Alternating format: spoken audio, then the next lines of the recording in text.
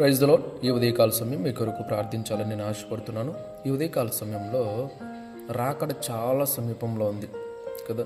కాబట్టి రాకడ కొరకు ఎంతమంది సిద్ధపడి ఉన్నారో, ఎంతమంది సిద్ధపడాల్సిన వారు ఉన్నారో మనకు తెలియదు. కాబట్టి అందరూ రాక నిమిత్తము సిద్ధపడినట్లుగా మనము ప్రార్థన చేద్దాం. మనం కూడా సిద్ధపడదాం. 2 తలలు వంచండి, ప్రార్థన చేసుకుందాం.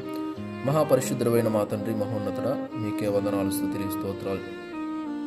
మీకే వందనాలు, స్తుతులు, స్తోత్రాలు చెల్లిస్తున్నాము తండ్రి.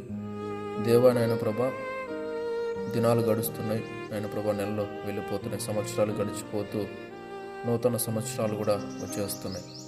దేవా, మీరు అక్కడ కూడా చాలా సమీపంలో ఉంది. ఎందుకంటే రోజులు చాలా ఫాస్ట్గా గడిచిపోతున్నాయి దేవా.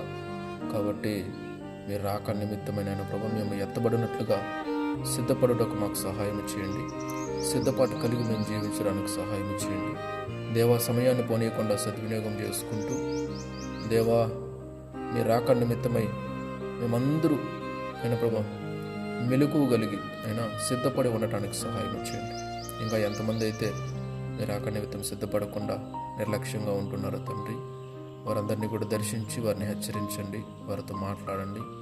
వారు కూడా నేను ప్రభా మీ యందు భయభక్తులు కలిగి దేవనైన ప్రభా చెడు మార్గాలుంటే విడిచిపెట్టి మీ వైపు తిరగటానికి, సరి చేసుకోవడానికి, మీ రక్తంలో కడగబడ్డానికి, మీరు రాక నిమిత్తం సిద్ధపడడానికి సహాయం చేయండి. ప్రతి ఒక్కరిని సిద్ధపరచండి. లేకపోతే నేను ప్రభా విడవబడి ఇక్కడే శ్రమలు అనుభవించే పరిస్థితి వస్తుంది.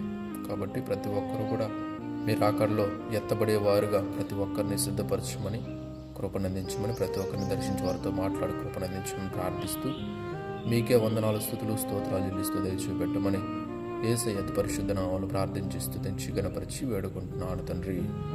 ఆమేన్. దేవుడు మీ అందరిని దీవించి ఆస్వాదించి రాకడకు దేవుడు మీ అందరిని మమ్మల్ని కూడా సిద్ధపరచునుగాక.